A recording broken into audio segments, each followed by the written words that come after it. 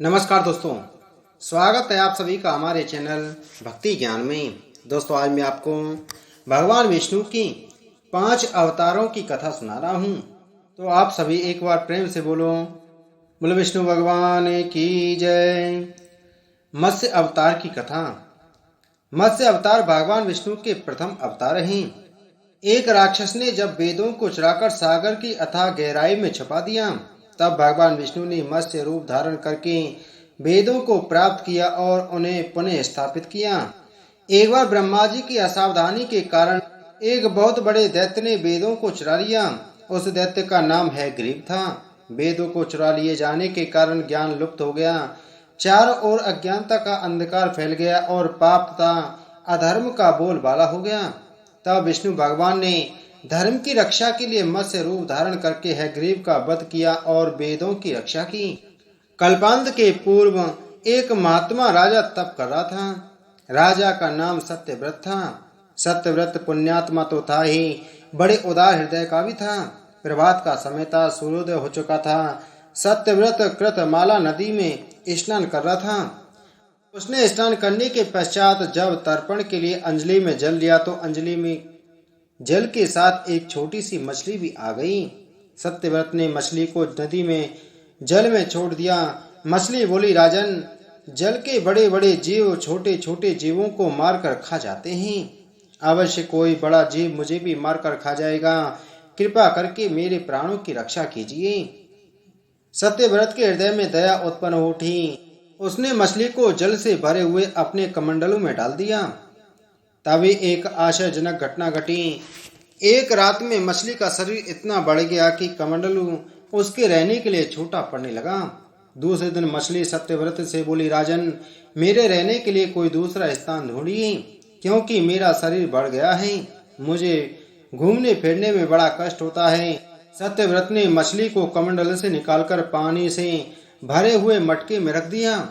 यहाँ भी मछली का शरीर रात भर में ही मटके में इतना बढ़ गया कि मटका भी उसके रहने के लिए छोटा पड़ गया।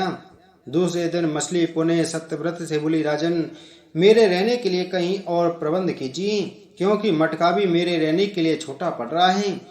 तब सत्यव्रत ने मछली को निकालकर एक सरोवर में डाल दिया, किंतु सरोवर भी मछली के लिए छोटा पड़ गया। इसके बाद सत्यव्रत ने मछली को नदी और फिर उसके बाद समुद्र में डाल दिया। आश्चर्य, समुद्र में भी मछली का शरीर इतना बढ़ गया कि मछली के रहने के लिए वह छोटा पड़ गया। अतः मछली पुनः सत्यव्रत से बोली, राजन, यह समुद्र भी मेरे रहने के लिए उपयुक्त नहीं है। मेरे रहने की व्यवस्था कहीं और कीजिए। अब सत्यव्रत विस्मित तो उठा।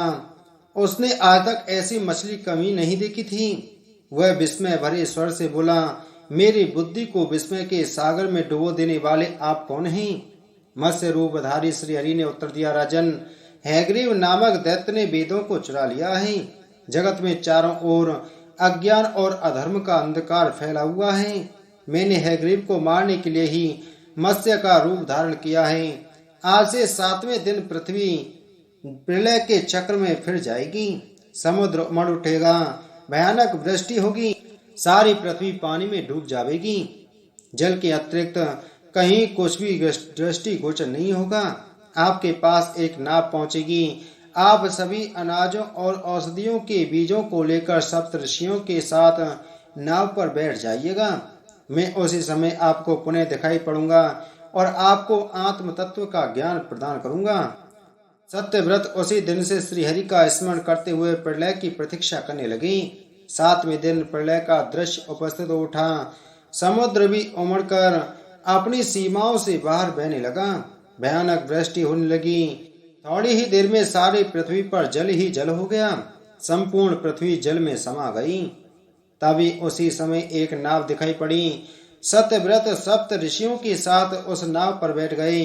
उन्होंने नाव के ऊपर संपूर्ण अनाजों और औषधियों के बीज भी भर लिए। नाव प्रलय के सागर में तैरने लगी। प्रलय के उस सागर में उस नाव के अतिरिक्त कहीं भी कुछ भी नहीं दिखाई दे रहा था। सहसा मत्स्य रूपी भगवान प्रलय के सागर में दिखाई पड़े। सत्यव्रत ने और सप्त ऋषिगण मत्स्य रूपी भगवान की प्रार्थना करने लगे। भगवान से आत्मज्ञान पाकर सत्यव्रत का जीवन धन्य हो उठा। वे जीते जी ही जीवन मुक्त हो गई। प्रलय का प्रकोप शांत होने पर मत्स्य रूपी भगवान ने हैग्रीव को मारकर उससे वेद छीन लिए। भगवान ने ब्रह्मा जी को पुनः वेद दे दिए। इस प्रकार भगवान ने मत्स्य रूप धारण करके वेदों का उद्धार तो किया ही, साथ ही संसार के प्राणियों का भी अमित कल्याण किया। बोलो मत्स्य रूपधारी भगवान विष्णु की जय। जब हिरण्याक्ष का वध हुआ तो उसका भाई हिरण्याकश्यप बहुत दुखी हुआ। वह भगवान का घोर विरोधी बन गया। उसने अजय बनने की भावना से कठोर तप किया। तप का फल उसे देवता, मनुष्य या पशु आदि से न मरने के वरदान के रूप में मिला। वरदान पाकर तो वह मानो अजय हो गया। हिरण्यकश्यपु का शासन बहुत कठोर था। देव दानव सभी उसके चरणों की वंदना में रत रहते थे। भगवान की पूजा करने वालों को वह कठोर दंड देता था और वह उन सभी से अपनी पूजा करवाता था। उसके शासन में सब लोक और लोकपाल घबरा गए।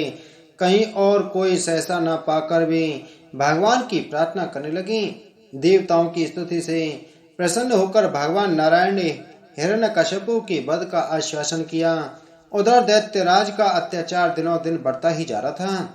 यहाँ तक कि वह अपने ही पुत्र प्रहलाद को भगवान का नाम लेने के कारण तरह तरह का कष्ट देने लगा। प्रहलाद बचपन से ही खेल कूद छोड़कर भगवान में ध्यान में तन्मय हो जाया करता था। वह भगवान का परम भक्त था। वह समय समय पर असुर बालकों को धर्म का उपदेश भी देता रहता था। असुर बालकों को धर्म उपदेश की बात सुनकर हिरण्यकश्यपु बहुत क्रोधित हुआ। उसने प्रहलाद को दरबार में बुलाया। प्रहलाद बड़ी नम्रता से दैत्यराज के सामने खड़ा हो गया। उसे देखकर दैत्यराज ने डांटते हुए कहा, मूर्ख, तू बड़ा उद्दंड हो गया है। तूने किसके बल पर मेरी आज्ञा के विरुद्ध काम किया है? इस पर प्रहलाद ने कहा, पिताजी, ब्रह्मा से लेकर तिनके तक सब छोटे बड़े चर अचर जीवों को भगवान ने ही अपने बस में कर रखा है। वह परमेश्वर ही अपनी शक्तियों द्वारा इस विश्व की रचना, रक्षा और संहार करते हैं। आप अपना यह भाव छोड़ करके मन को सबके प्रति उदार बनाइए। प्रहलाद की बात को सुनकर हिरण्यकश्यपु का शरीर क्रोध के मारे थर-थर कांपने लगा। उसने प्रहलाद से कहा, रे मंद बुद्धि, यदि तेरा भगवान हर जगह है तो बता, इस खम्भे में क्यों नहीं दिखता? यह कहकर क्रोध से तमतमाया हुआ वह स्वयं तलवार लेकर सिंहासन से कूद पड़ा। उसने बड़े जोर से उस खम्भे को एक घूंसा मारा। उसी समय उस खम्भे के भीतर से नरसिंह भगवान प्रकट हुए। उनका आधा शरीर सिंह का और आधा मनुष्य के रूप में था। क्षण मात्र में ही नरसिंह भगवान ने हिरण्यकश्यपु को अपने जांघों पर लेते हुए उसके सीने को अपने नाखूनों से फाड़ दिया और उसके जीवन की लीला समाप्त कर अपने प्रिय भक्त प्रहलाद की रक्षा की। बोलो नरसिंह भगवान की जय। एक बार दैत्यराज बलि ने इंद्र को परास्त कर स्वर्ग पर अधिकार कर लिया। पराजित इंद्र की दयनीय स्थिति को देखकर उनकी मां अदिति बहुत दुखी हुई। उन्होंने अपने पुत्र के उद्धार के लिए विष्णु की आराधना की। इससे प्रसन्न होकर विष्णु प्रकट होकर बोले, देवी, चिंता मत करो, मैं तुम्हारे पुत्र के रूप में जन्म लेकर इंद्र को उसका खोया हुआ राज्य दिलाऊंगा। समय आने पर उन्होंने अदिति के गर्भ से वामन के रूप में अवतार लिया। उनके ब्रह्मचारी रूप को देखकर सभी देवता और ऋषि मुनि आनंदित हो उठे। एक दिन उन्हें पता चला कि राजा बलि स्वर्ग पर स्थायी अधिकार जमाने के लिए अश्वमेघ यज्ञ कर रहा है। यह जानकर वामन वहां पहुंचे। उनके तेज से यज्ञशाला प्रकाशित उठी। बलि ने उन्हें एक उत्तम आसन पर बिठाकर उनका सत्कार किया और अंत में उनसे भेंट मांगने के लिए कहा। इस पर वामन चुप रहे, लेकिन जब बलि उनके पीछे पड़ गया तो उन्होंने अपने कदमों के बराबर 3 पग भूमि भेंट में मांगी। बलि ने उनसे और अधिक मांगने का आग्रह किया, लेकिन वामन अपनी बात पर अड़े रहे। इस पर बलि ने हाथ में जल लेकर 3 पग भूमि देने का संकल्प ले लिया। संकल्प पूरा होते ही वामन का आकार बढ़ने लगा और वे वामन से विराट हो गए। उन्होंने एक पग में पृथ्वी और दूसरे में स्वर्ग को नाप लिया। तीसरे पग के लिए बलि ने अपना मस्तक आगे कर दिया। वह बोला, प्रभु, संपत्ति का स्वामी संपत्ति से बड़ा होता है। तीसरा पग मेरे मस्तक पर रखें। सब कुछ गवा चुके बलि को अपने वचन से न फिरते देख वामन प्रसन्न हो गई। उन्होंने ऐसा ही किया और बाद में उसे पाताल का अधिपति बना दिया और देवताओं को उनके भय से मुक्त दिलाई। बोलो वामन भगवान की जय। महाराज दशरथ ने पुत्र प्राप्ति के हेतु यज्ञ आरंभ करने की ठानी। महाराज की आज्ञानुसार श्याम कर्ण घोड़ा चतुरंगिनी सेना के साथ छुड़वा दिया गया। महाराज दशरथ ने समस्त मनस्वी तपस्वी विद्वान ऋषि मुनियों तथा वेद विज्ञ प्रकांड पंडितों को यज्ञ संपन्न कराने के लिए बुलावा भेज दिया। निश्चित समय आने पर समस्त अभ्यागतों के साथ महाराज दशरथ अपने गुरु वशिष्ठ जी तथा अपने परम मित्र अंग देश के अधिपति लोभपाल के जमाता रंग ऋषि को लेकर यज्ञ मंडप में पधारे। इस प्रकार महान यज्ञ का विधिवत शुभारंभ किया गया। संपूर्ण वातावरण वेदों की रचनाओं के उच्च स्वर में पाठ से गूंजने तथा समुदा की सुगंध से महकने लगा। समस्त पंडितों ब्राह्मणों ऋषियों आदि को यथोचित धन धान्य गौ आदि भेंट करके सादर विदा करने के साथ यज्ञ की समाप्ति हुई। राजा दशरथ ने यज्ञ के प्रसाद चरा खीर को अपने महल में ले जाकर अपनी तीनों रानियों में वितरित कर दिया। प्रसाद ग्रहण करने के परिणाम स्वरूप तीनों रानियों ने गर्भ धारण किया।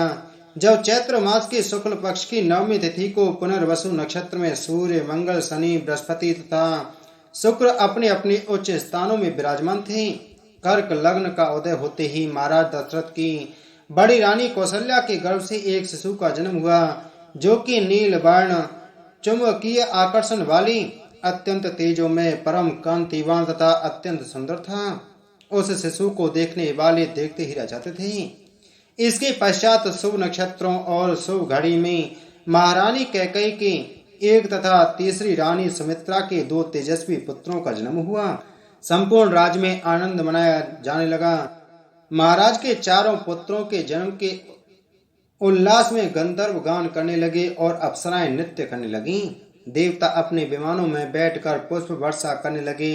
महाराज ने उन्मुक्त हस्त से राजद्वार पर आए भाट चारण तथा आशीर्वाद देने वाले ब्राह्मणों और याचकों को दान दक्षिणा दी। पुरस्कार में प्रजाजनों को धन धान्य तथा दरबारियों को रत्न आभूषण प्रदान किए गए। चारों पुत्रों का नामकरण संस्कार महर्षि वशिष्ठ के द्वारा किया गया तथा उनके नाम रामचंद्र भरत लक्ष्मण और शत्रुघ्न रखे गए। आयु बढ़ने के साथ ही साथ रामचंद्र गुणों में भी अपने भाइयों से आगे बढ़ने तथा प्रजा में अत्यंत लोकप्रिय होने लगी। उनमें अत्यंत विलक्षण प्रतिभा थी, जिसके परिणाम स्वरूप अल्प काल में ही वे समस्त विषयों में पारंगत हो गए। उन्हें सभी प्रकार के अस्त्र शस्त्रों को चलाने तथा हाथी घोड़े एवं सभी प्रकार के वाहनों की सवारी में उन्हें असाधारण निपुणता प्राप्त हो गई। वे निरंतर माता पिता और गुरुजनों की सेवा में लगे रहते थे। उनका अनुसरण शेष तीन भाई भी करते थे। गुरुजनों के प्रति जितनी श्रद्धा भक्ति इन चारों भाइयों में थी, उतना ही उनमें परस्पर प्रेम और सौहार्द भी था। महाराज दशरथ का हृदय अपने चारों पुत्रों को देखकर गर्व और आनंद से भर उठता था। बोलो रामचंद्र भगवान की जय। भगवान श्री कृष्ण विष्णु की अवतार ही माना जाता है कि जब धरती दुष्टों के बढ़ते अत्याचारों से परेशान हो गई तो भगवान विष्णु के पास पहुंची। भगवान विष्णु ने धरती को आश्वासन दिया कि वे पृथ्वी पर स्वयं अवतरित होंगे और उनके कष्टों का निवारण करेंगे। भाद्रपद कृष्ण अष्टमी को श्री कृष्ण जन्माष्टमी कहते हैं, क्योंकि यह दिन भगवान श्री कृष्ण का जन्म दिवस माना जाता है। भाद्रपद कृष्ण अष्टमी तिथि की घनघोर अंधेरी आदि रात को रोहिणी नक्षत्र में मथुरा के कारागार में वसुदेव की पत्नी देवकी के गर्भ से भगवान श्री कृष्ण ने जन्म लिया था। द्वापर युग में भोगवंशी राजा उग्रसेन मथुरा में राज्य करता था। उसके आतताई पुत्र कंस ने उसे गद्दी से उतार दिया और स्वयं मथुरा का राजा बन बैठा। कंस की एक बहन देवकी थी, जिसका विवाह वसुदेव नामक यदुवंशी सरदार से हुआ था। एक समय कंस अपनी बहन देवकी को उसकी ससुराल पहुंचाने जा रहा था। रास्ते में आकाशवाणी हुई, हे कंस, जिस देवकी को तू बड़े प्रेम से ले जा रहा है, उसी में तेरा काल बसता है। इसी के गर्भ से उत्पन्न 8वां बालक तेरा वध करेगा। यह सुनकर कंस वसुदेव को मारने के लिए उद्यत हुआ।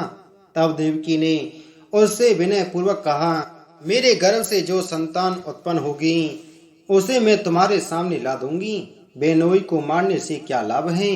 कंस ने देवकी की बात मान ली और मथुरा वापस चला आया, परंतु उसने अपने पिता समेत देवकी और वसुदेव को कारागार में डाल दिया। इसी बीच नारद मुनि ने कंस से भेंट की और उसे और विचलित कर दिया कि क्या पता कौन सी संतान उसके विनाश का कारण बने। यह सुनते ही कंस ने यह तय कर लिया कि वे देवकी और वसुदेव की सारी संतानों को मार डालेगा।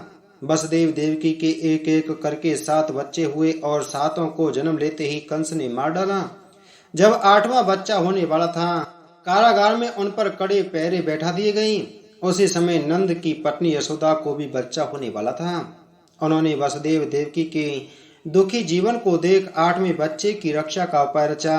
जिस समय वसुदेव देवकी को पुत्र पैदा हुआ, उसी समय संयोग से यशोदा के गर्भ से एक कन्या का जन्म हुआ, जो और कुछ नहीं सिर्फ माया थी। जिस कोठरी में देवकी वसुदेव कैद थे, उसमें अचानक प्रकाश हुआ और उनके सामने शंख चक्र गदा पद्म धारण किए चतुर्भुज भगवान प्रकट हुए। दोनों भगवान के चरणों में गिर पड़े। तब भगवान ने उनसे कहा, अब मैं पुनः नवजात शिशु का रूप धारण कर लेता हूँ। गोकुल मंडल के मुखिया नंद और उनकी पत्नी यशोदा भी उनके कष्ट से बहुत दुखी थे। देवकी और वसुदेव के 7वें पुत्र को वसुदेव की दूसरी पत्नी रोहिणी के गर्भ में स्थानांतरित किया गया। यह भी भगवान विष्णु की माया थी। रोहिणी नंद और यशोदा के साथ ही वृंदावन में रहती थी। उस बच्चे को बाद में बलराम के नाम से जाना गया। बलराम को शेषनाग का अवतार माना जाता है। उधर वृंदावन में यशोदा भी गर्भ से थी। तुम मुझे इसी समय अपने मित्र नंद जी के घर वृंदावन में भेज आओ और उनके यहाँ जो कन्या जन्मी है उसे लाकर कंस के हवाले कर दो। इस समय वातावरण अनुकूल नहीं है, फिर भी तुम चिंता ना करो। जागते हुए पहरेदार सो जाएंगे, कारागृह के फाटक अपने आप खुल जाएंगे और उफनती अथाह यमुना तुमको पार जाने का मार्ग दे देगी। उसी समय वसुदेव नवजात शिशु रूप श्री कृष्ण को शोक में रखकर कारागृह से निकल पड़े और अथाह यमुना को पार कर नंद जी के घर पहुंचे। वसुदेव जी ने वैसा ही किया जैसा उन्हें भगवान विष्णु ने करने को कहा था। जैसे ही देवकी ने उन्हें कृष्ण को जन्म दिया, वासुदेव उन्हें एक टोकरी में रखकर वृंदावन के लिए निकल पड़े। वह दिन अलौकिक था। सारे कारागार के पहरेदार सो रहे थे। यमुना नदी में भयंकर तूफान था। जो ही वसुदेव यमुना को पार करने लगे, नदी ने उन्हें रास्ता दे दिया। उस तूफान और बारिश के बीच उन्हें कृष्ण की रक्षा के लिए शेषनाग भी पहुंच गए। वह दृश्य अत्यंत अद्भुत था। भगवान स्वयं पृथ्वी पर आए थे दुष्टों के दमन के लिए। वहां उन्होंने नवजात शिशु को यशोदा के साथ सुला दिया और कन्या को लेकर मथुरा आ गए। कारागृह के फाटक पूर्ववत बंद हो गए। अब कंस को सूचना मिली कि वसुदेव देवकी को बच्चा पैदा हुआ है। उसने बंदी गृह में जाकर देवकी के हाथ से नवजात कन्या को छीनकर पृथ्वी पर पटक देना चाहा, परंतु वह कन्या आकाश में उड़ गई और वहां से कहा, अरे मूर्ख, मुझे मारने से क्या होगा? तुझे मारने वाला तो वृंदावन में पहुंचा है। वह जल्दी ही तुझे तेरे पापों का दंड देगा। तेरा अंत अब समीप है। यह सुन कंस को बहुत गुस्सा आया और उसने वृंदावन के सभी नवजात बच्चों को मारने के लिए कई दैत्य भेजे। वृंदावन भी उसके अत्याचारों से अछूता न रहा। कृष्ण के वध के लिए कंस ने पूतना राक्षसी को भेजा। पूतना ने एक सुंदर स्त्री का रूप धारण कर लिया। वह कृष्ण को गोद में लेकर घर से थोड़ी दूर निकल गई। जैसे ही उसने नन्हे कृष्ण को स्तनपान कराया, वह दर्द से कराने लगी और बचाओ बचाओ चीखने लगी। जब तक गांव वाले वहां पहुंचे, पूतना का वध हो चुका था। नन्हे कृष्ण की उस लीला को कोई भी नहीं समझ पाया था।